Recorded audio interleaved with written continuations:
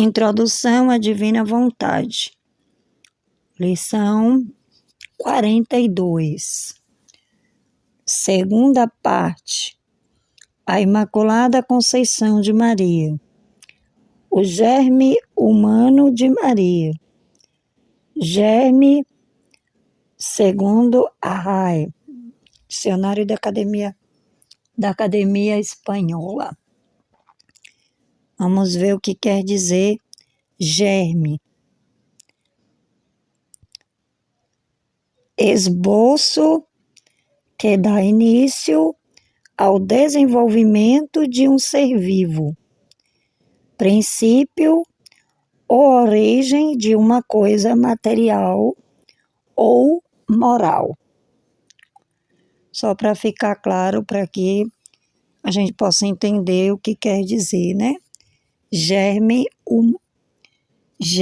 segundo o dicionário, né? Que é o germe humano de Maria. Precisamos entender o que é o germe humano de Maria. O germe humano, segundo o dicionário, significa esboço que dá início ao desenvolvimento de um ser vivo.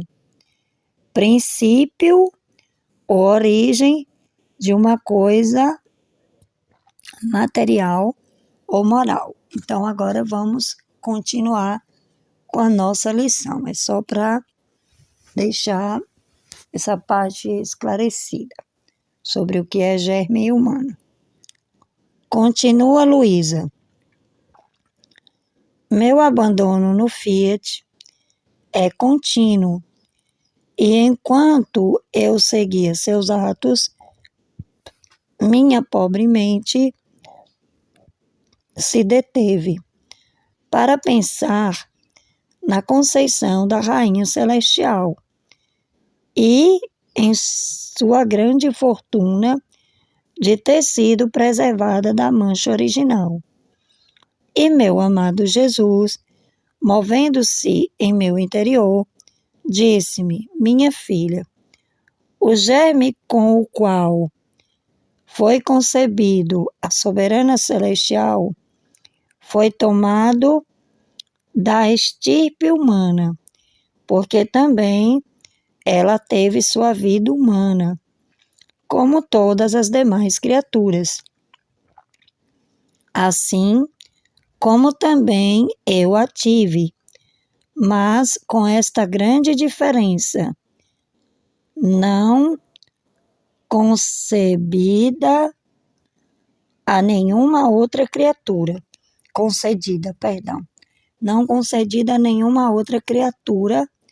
neste germe humano, antes que sua bela alma fosse concebida, o meu Fiat, com sua onipotência, concentrou seus raios sobre este germe e com sua luz e calor aniquilou e fez morrer tudo o que nele havia de mal, purificando-o por completo e tornando-o puro, santo e isento da mancha de origem. E depois, neste germe, foi concebida a menina imaculada. Assim, todo o prodígio da Imaculada Conceição foi operado por minha divina vontade. Ela não fez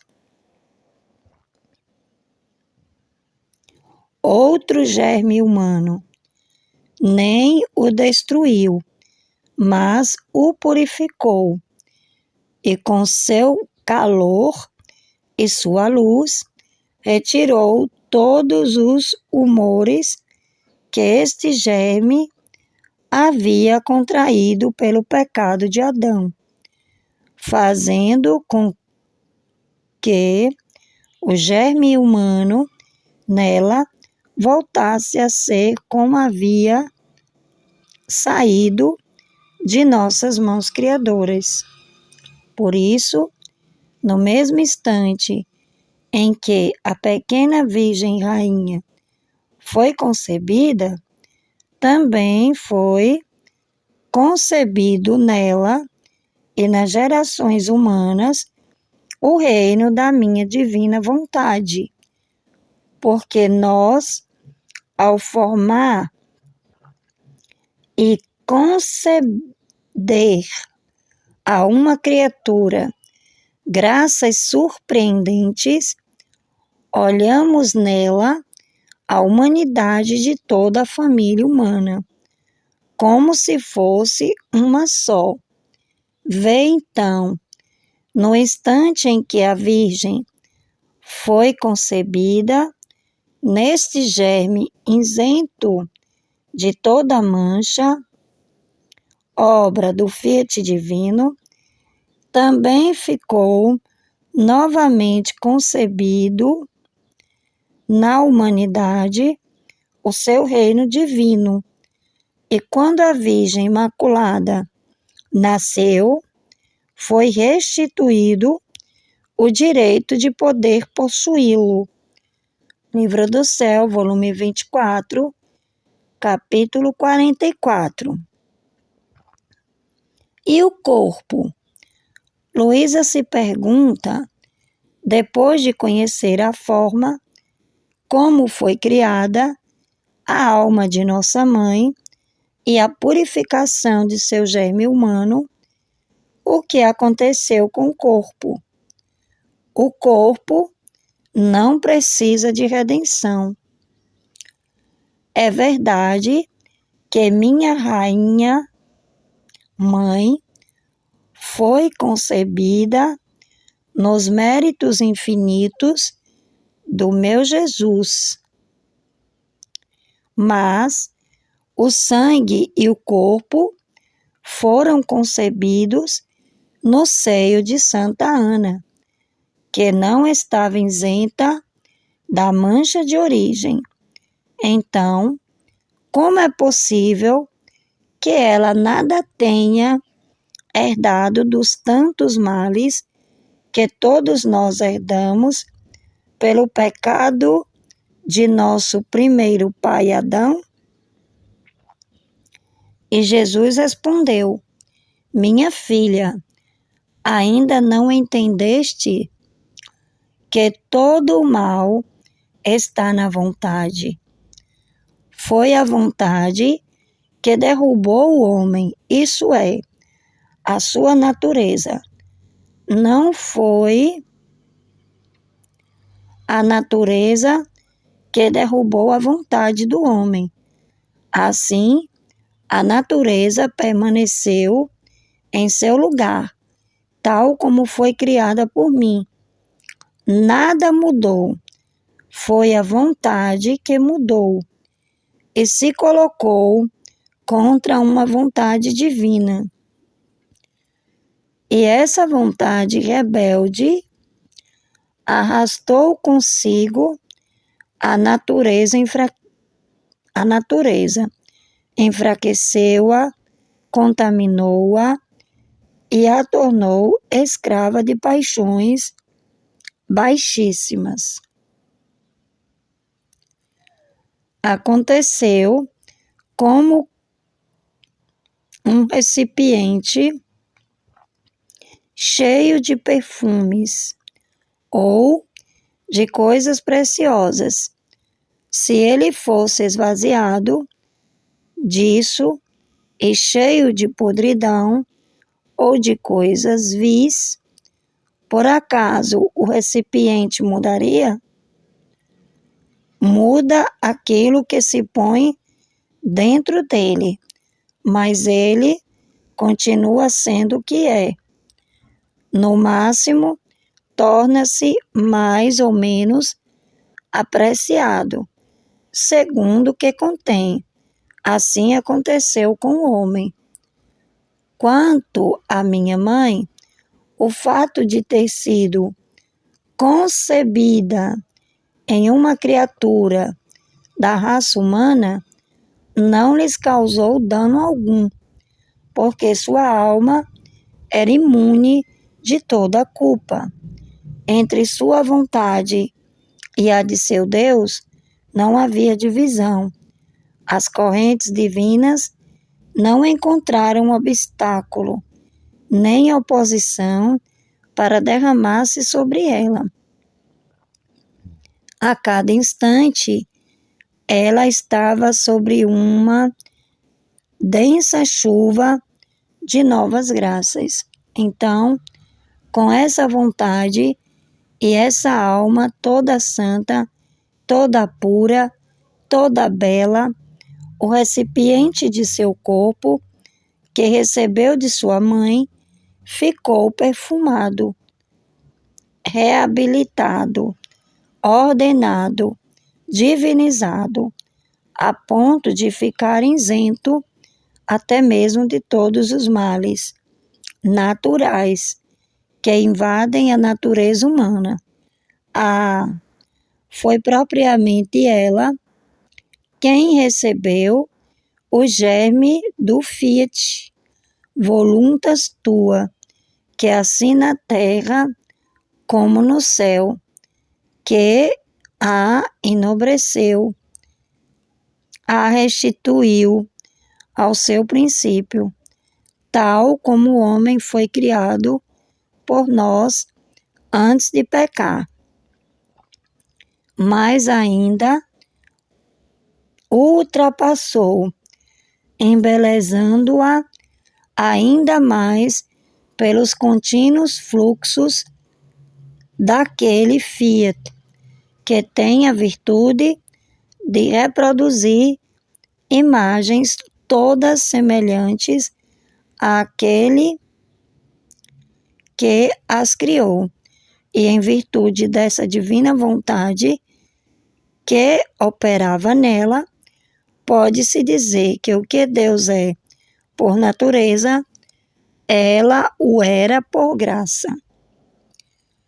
Nossa vontade tudo pode fazer, a tudo pode chegar, quando a alma nos dá liberdade de agir e não interrompe com sua vontade humana a nossa ação. Livro do Céu, volume 16, capítulo 36. Vamos a um pequeno esclarecimento. É uma explicação muito interessante e esclarecedora sobre o pecado. São Paulo diz: a força do pecado que habita em nossos membros, dando a entender que nosso corpo nos arrasta ao pecado, por forças inatas nele. Mas isso, de modo definitivo, não é correto. O corpo continua em perfeita sintonia com o corpo criado por Deus em Adão. Este corpo possui forças, instintos e tendências que foram criados pelo próprio Criador e tem uma função específica. Portanto, cada vez que sentimos seu impulso, isso quer dizer que ele está funcionando em harmonia com a finalidade para a qual foi criada. No entanto, devemos ter bem presente que em qualquer organismo, não importa a que reino pertença, a parte inferior deve estar sujeita à parte superior. No homem, o instinto, as tendências e os impulsos deveriam estar submetidos à parte superior, que é a razão. É aí que reside a culpa. Quando a razão se deixa vencer pela força inferior, degradando-se e buscando um prazer que não é natural à sua natureza, pois a natureza humana é espiritual e por isso deveria buscar satisfações do mesmo tipo. Mas, como o pecado da parte espiritual é o orgulho, ela tenta satisfazê-lo por meio da satisfação das necessidades corporais, buscando nelas prazer, e não apenas o necessário. Isso é difícil de explicar em tão pouco espaço.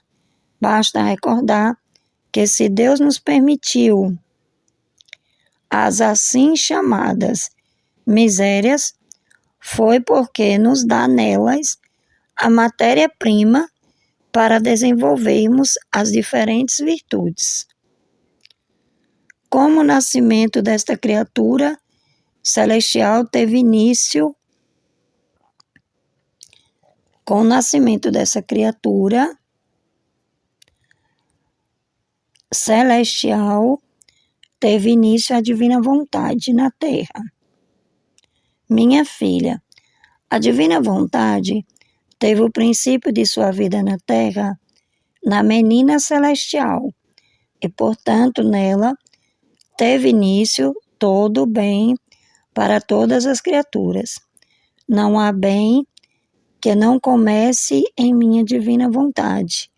Dela desça e a ela retorne. Assim, esta menina celestial, tendo iniciado sua vida no Fiat divino, desde sua imaculada conceição, e sendo ela da estirpe humana, adquiriu com minha vontade a vida divina, enquanto com sua humanidade possuía a origem humana. Teve então o poder de unir o divino e o humano. Deu a Deus aquilo que o homem não lhe havia dado e lhe havia negado, isso é, sua vontade, e deu aos homens o direito de poder ascender aos braços de seu Criador. Vamos a uma pequena aclaração sobre isso. O mesmo se deu com Jesus. Se ele não tivesse se encarnado, não haveria possibilidade de unir o divino ao humano. Agora, Maria é a primeira a fazê-lo, e com isso toda a família humana adquire o direito de repetir este caminho. Minha filha, como era belo e deleitoso ver esta menina celestial, desde sua imaculada conceição. Via-se sua pequena terra tomada da estirpe humana, e dentro desta pequena terra via-se o sol do nosso eterno querer, que não podendo ser contido nela, transbordava para fora e se estendia tanto que enchia o céu e a terra. Fizemos um prodígio de nossa onipotência para fazer com que a pequena terra da pequena rainha pudesse conter o sol do nosso querer divino. Via-se então terra e sol. Por isso, tudo o que fazia, se pensava, se falava, se agia, se caminhava, seus pensamentos eram raio de luz, suas palavras tornavam-se luz. Tudo era luz que saía dela, porque sendo sua pequena terra menor do que o imenso sol que a encerrava, seus atos se perdiam na luz. E como esta pequena terra da soberana celestial era vivificada, animada e conservada continuamente pelo sol do meu Fiat, era vista sempre florida, das mais belas flores, que produziam frutos docíssimos, a ponto de atrair nossos olhares divinos e nos deixar arrebatados, tanto que não podíamos deixar de contemplá-la. Tal era a beleza e a felicidade que nos dava. Toda bela era a Virgem Imaculada. Sua beleza era encantadora e arrebatadora. Basta dizer que era um prodígio do nosso querer. Para dizer tudo, se as criaturas conhecessem o que significa viver da vontade de Deus, dariam a vida para conhecê-la e viver nela. Volume 24, capítulo 44, do Livro do Céu. A Imaculada Conceição, renascimento de todos. Minha filha bendita, hoje é a festa da Imaculada Conceição. Esta é a festa mais bela, maior para nós, para o céu e para a terra. No ato de chamar do nada esta criatura celestial, realizamos tais prodígios e maravilhas que céu e terra ficaram repletos delas. Chamamos a todos, ninguém foi deixado de lado, a fim de que todos renascessem junto com ela. Assim foi o renascimento de todos e de tudo. Nosso ser divino transbordou tanto de nós que pusemos à sua disposição no ato de concebê-la mares de amor, de santidade e de luz, com os quais podia amar a todos, santificar a todos e dar luz a todos. A pequena celestial sentiu renascer em seu pequeno coração um povo inumerável. E nessa bondade paterna, o que fez? Nossa bondade paterna, o que fez? Primeiro, fizemos-la dom para nós mesmos, para que a gozássemos e a cortejássemos, e para que ela nos gozasse e nos cortejasse. E depois a fizemos dom para cada uma das criaturas. Como nos amou e amou a todos, com tal intensidade e plenitude, que não há ponto em que não faça surgir seu amor. Toda a criação, o sol, o vento, o mar, estão cheios do amor desta santa criatura, porque também a criação sentiu renascer com ela uma nova glória, ainda mais por terem a grande honra de possuir sua rainha. Tanto assim que quando ela nos suplica pelo bem de seu povo, com um amor ao qual não nos é dado resistir, nos diz: Majestade adorável, lembra-vos de que me destes a eles. Eu já sou vossa e sou deles, portanto, com razão deveis ouvir-me favoravelmente. Livro do Céu, volume 36, capítulo 43. Vamos a uma pequena nota de esclarecimento. Uma mãe para cada um, não apenas uma para todos. Do mesmo modo que Jesus, um Jesus inteiro para cada um de nós. Como na comunhão, cada pessoa recebe um Jesus completo, embora ele continue sendo um só.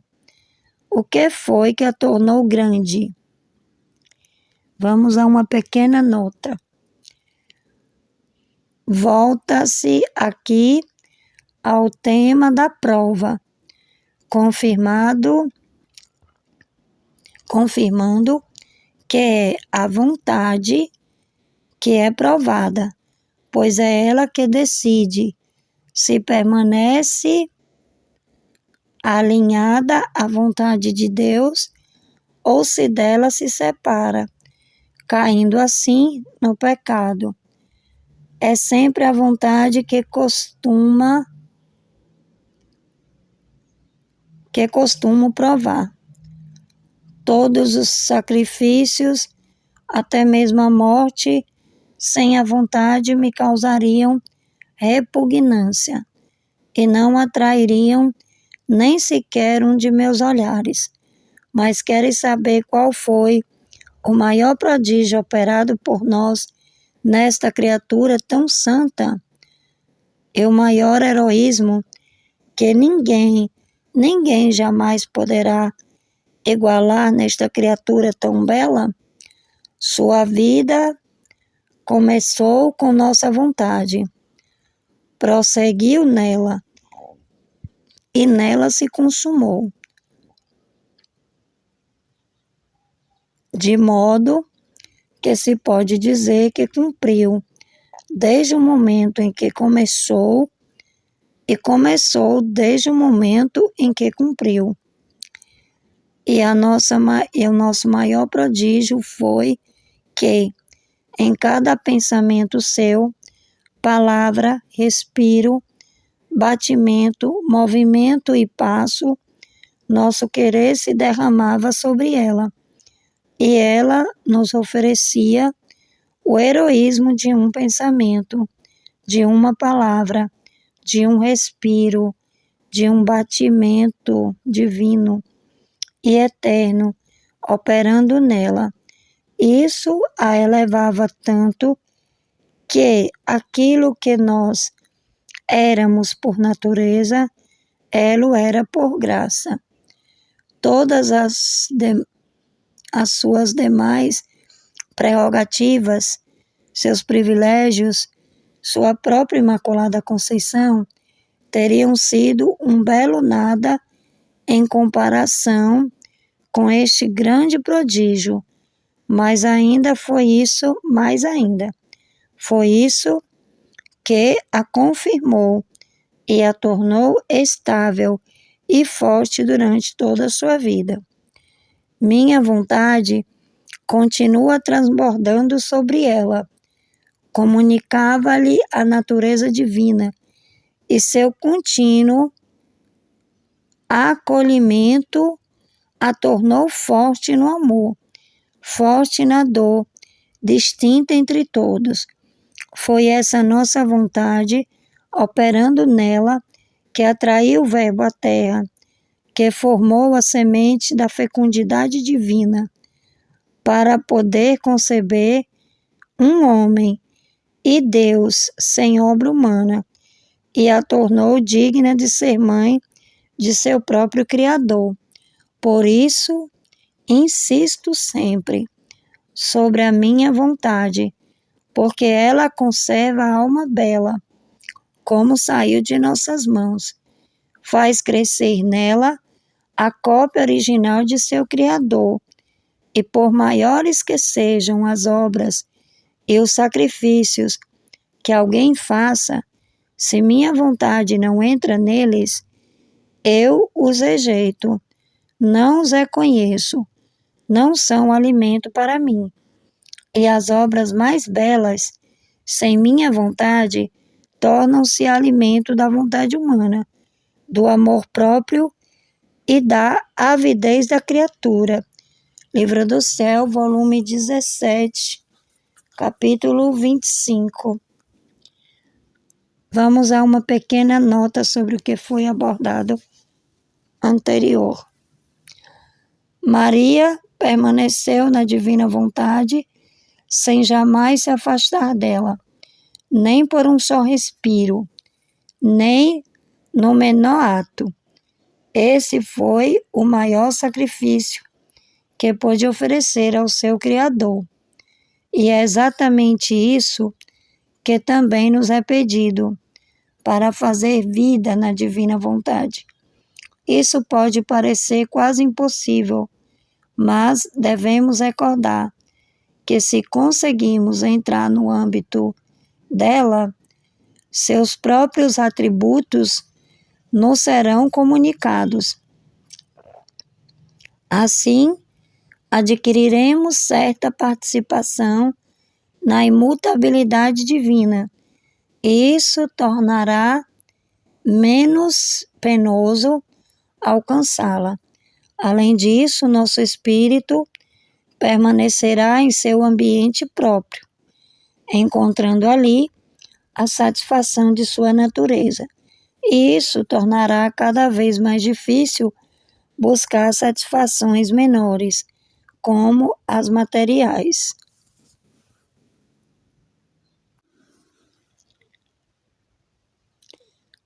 Nessa lição, não estamos apenas diante de uma verdade sobre Maria. Estamos diante de um mistério central do agir de Deus. A divina vontade não apenas cria, não apenas redime, mas reordena, restitui, diviniza e faz renascer. Em Maria, Deus revela o que queria fazer no homem. Desde o princípio, ela é como a aurora antes do sol. Nela começa a aparecer de modo perfeito o que o Fiat queria realizar na humanidade. Jesus diz a Luísa que o germe de Maria foi tirado da estirpe humana. Isso é muito importante. Quer dizer que Maria não foi separada da nossa humanidade. Ela não pertence a outra raça. Não foi formada fora da história humana. Ela é verdadeiramente nossa irmã, filha de Adão, quanto à linhagem humana. Mas aqui entra o prodígio. A divina vontade, antes da concepção de sua alma, concentrou sobre aquele germe sua luz e seu calor, purificando-o de toda a mancha. O ponto profundo aqui é esse. Deus não anula a natureza humana, mas a restaura ao seu desígnio original. A divina vontade não age como quem rejeita a obra criada. Ela age como artista divino que limpa a obra ferida para fazê-la voltar ao esplendor pensado desde sempre. Em Maria, vemos que o problema nunca esteve no fato de sermos criaturas, nem na matéria, nem no corpo, nem na condição humana em si. O problema sempre esteve na separação da vontade humana da vontade divina. Por isso, a Imaculada Conceição de Maria é também uma revelação sobre nós. O que Deus quer não é nos substituir, mas purificar em nós tudo aquilo que se opõe ao seu fiat, para que a criatura volte a ser transparência de Deus. Maria é, portanto, a primeira humanidade restaurada. Nela, o fiat encontra um terreno sem resistência. Sua concepção já é um anúncio. O reino da divina vontade pode voltar a viver na terra. Este trecho é uma chave imensa. Jesus diz com clareza que o mal entrou pela vontade. A natureza humana em si mesma permaneceu obra de Deus. Foi a vontade rebelde que desordenou tudo. Isso muda muito a nossa maneira de compreender a vida espiritual. Muitas almas acham que santidade é odiar a própria humanidade suspeitar de tudo que é sensível ou tratar o corpo como se fosse a raiz do mal. Mas Jesus mostra outra coisa. A raiz da ruína está na vontade desfigurada, desligada de Deus. O corpo, os afetos, os impulsos, as inclinações, as capacidades humanas, tudo isso foi criado com ordem e finalidade. Quando a vontade humana se separa da divina vontade, então o que era ordenado se torna desordenado, não porque tenha mudado em sua essência, mas porque perdeu a harmonia do governo divino. É como um reino bem construído que caiu em caos, não porque suas muralhas desapareceram, mas porque o trono foi usurpado. Na divina vontade, a cura não começa apenas por corrigir atos externos. Ela começa por devolver o cetro ao Rei verdadeiro. Quando Deus volta a reinar na vontade da criatura, tudo começa a reencontrar sua ordem. Os sentidos não precisam ser destruídos, mas iluminados. Os impulsos não precisam ser odiados, mas subordinados. A alma não precisa fugir da sua natureza, mas deixá-la ser reordenada pelo Fiat. Maria viveu exatamente isso, em grau perfeitíssimo. Sua vontade jamais se opôs a Deus. Por isso, tudo nela permaneceu em harmonia: alma, corpo, afetos, inteligência, memória, passos, expiros. Nela não havia guerra interior, porque não havia divisão entre querer humano e querer divino. Jesus afirma que Maria recebeu o germe do Fiat Voluntas Tua, assim na terra como no céu. Isso é belíssimo. Quer dizer que Maria não recebeu apenas graça, ela recebeu a vida operante da divina vontade. Há uma diferença grande entre receber a ajuda de Deus e receber em si o reinado ativo da divina vontade. Muitas almas vivem da graça, como quem recebe visitas de Deus. Maria vivia de modo ainda mais profundo. Nela, a divina vontade não era visita, era reinado contínuo, respiração incessante, centro de todos os movimentos. Ela não fazia apenas a vontade de Deus, ela vivia nela. Por isso, Jesus diz que o que Deus é por natureza, Maria o era por graça. Não significa igualdade de essência com Deus, mas uma conformidade tão profunda, tão cheia, tão plena, que nela brilhava uma semelhança extraordinária com o Criador. Aqui está uma das mais altas lições da divina vontade. Deus não quer apenas que a alma seja boa, virtuosa, piedosa ou fiel. Ele quer que a alma viva de seu querer, para que tudo nela seja impregnado por sua luz. Maria é a obra-prima dessa vida. Nela tudo era luz, porque tudo era vivido no sol do Fiat. Seus pensamentos eram luz, suas palavras eram luz, seus atos eram luz. Isso não é apenas linguagem poética, é uma revelação mística. Quando a alma vive na divina vontade, seus atos deixam de ser apenas humanos e entram na órbita do Eterno. Jesus diz algo imenso. Ao ser concebida, a Virgem ficou concebida novamente na humanidade, o reino da divina vontade.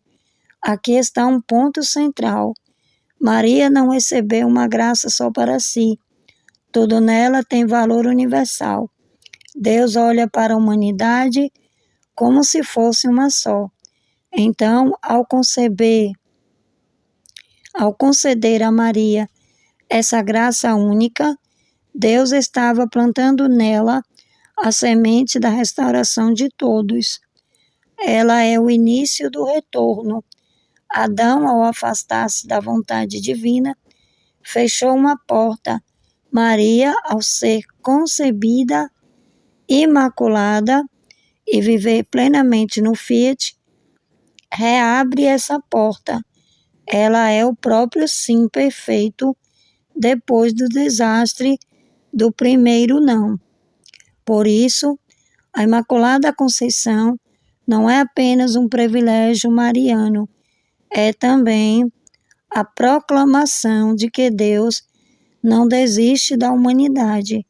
Em Maria, ele recomeça. Em Maria, ele mostra que seu projeto original continua vivo. Em Maria, o reino volta a pulsar como semente escondida, esperando o tempo de florescer em muitas almas. Ela é terra humana, mas terra possuída pelo sol divino, um jardim intacto no meio do campo, devastado, uma arca luminosa atravessando as águas escuras da história. Jesus diz que com o nascimento dessa celestial criatura, a divina vontade teve princípio de vida na terra. Isso quer dizer que Maria não é apenas aquela que não teve pecado. Ela é a primeira criatura em quem a divina vontade encontra sua plena correspondência de vida nela. Deus já contempla antecipadamente os frutos do reino futuro.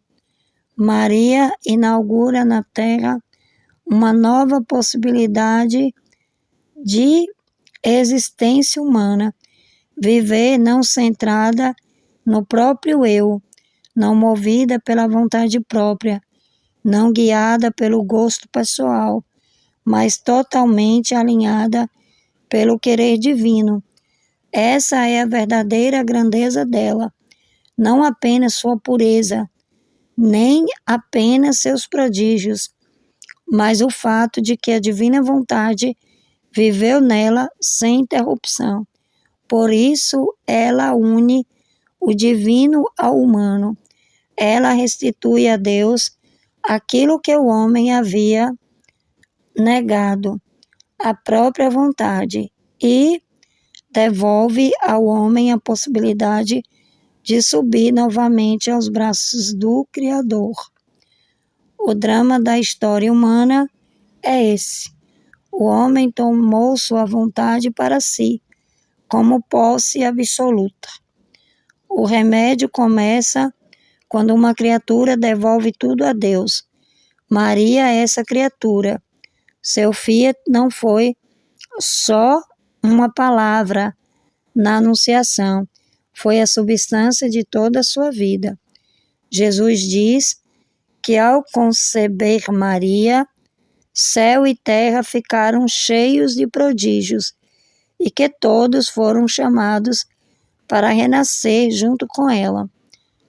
Isso é profundamente comovente. A Imaculada Conceição não é um acontecimento isolado, é um novo princípio de vida espalhado sobre toda a criação, como se naquele instante Deus abrisse uma nascente secreta no coração do mundo. Maria é concebida e com ela começa um nascimento universal. Por quê? Porque nela reaparece a criatura como Deus a sonhou, bela, pura, harmoniosa, toda aberta à graça, toda disponível ao Fiat. E quando Deus encontra esta criatura, pode voltar a derramar rios de amor, santidade e luz, não apenas sobre ela, mas através dela, sobre todos. Ela sente em seu coração um povo inumerável.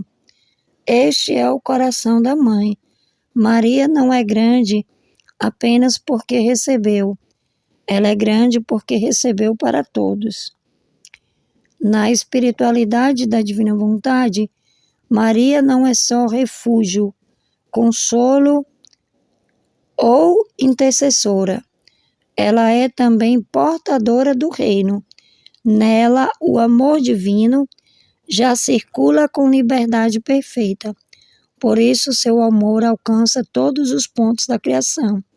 Seu coração é como um cálice universal, onde todos cabem. No fim, Jesus revela o maior segredo, o maior prodígio operado em Maria. Não foi apenas sua Imaculada Conceição, mas o fato de que sua vida inteira foi um ato contínuo na divina vontade. Isso é vertiginoso, quase muda o eixo de tudo,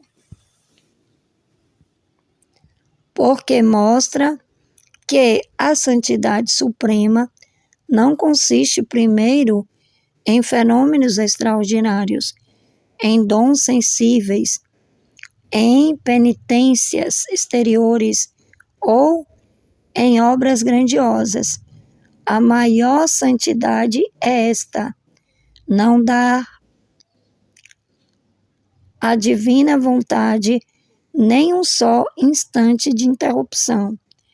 Maria começou no Fiat, seguiu no Fiat e consumou-se no Fiat. Cada pensamento, palavra, batimento, respiro e passo foi penetrado pelo querer divino. É por isso que Jesus diz que todos os outros privilégios seriam um belo nada em comparação com esse prodígio, não porque fossem pequenos, mas porque todos recebem sentido a partir daqui. A verdadeira glória de Maria é que nela Deus reinou plenamente. Aqui está também a nossa vocação mais alta. Não somos chamados apenas a evitar o pecado. Somos chamados a entrar numa vida nova, em que a divina vontade se torne o princípio, o movimento, a substância interior dos nossos atos. É claro que em nós isso começa pobre, frágil, entre quedas e retomadas, mas o caminho é esse. Na divina vontade, Deus não quer somente atos para Ele. Ele quer a fonte dos atos, quer a vontade, porque quando recebe a vontade, recebe tudo. O que essa lição pode dizer de nós? Essa lição não foi dada apenas para admirarmos Maria de longe, como uma estrela inalcançável. Foi dada para entendermos o caminho. Ela nos ensina. Primeiro, o pecado começa quando a vontade humana se separa da divina. Segundo, a cura começa quando a vontade volta a se render ao Fiat. Terceiro, a santidade mais alta não é fazer muito, mas deixar Deus viver e agir em tudo. Quarto, Maria é o modelo perfeito dessa vida. É a mãe que nos introduz nela. Quinto, viver na divina vontade é o retorno da criatura à ordem, ao lugar, ao propósito e à beleza para os quais foi criada. Em outras palavras, a Imaculada Conceição é também um espelho do que o Fiat quer realizar em cada alma, purificar o germe, restaurar a ordem, acender o sol interior, devolver à criatura sua nobreza, fazê-la viver de céu ainda na terra. Se quisermos viver isso de modo concreto, precisamos aprender a fazer como Maria. Em cada ato dizer interiormente: Jesus, eu te dou minha vontade.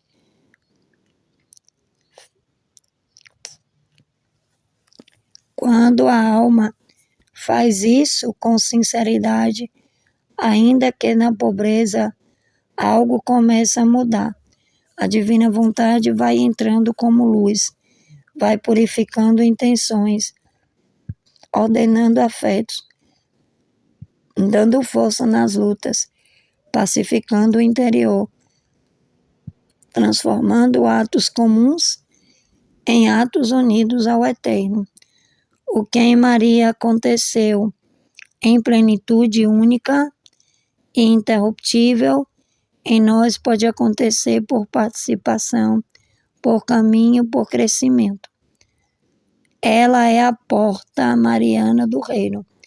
Ela é a primeira morada plena do Fiat na terra.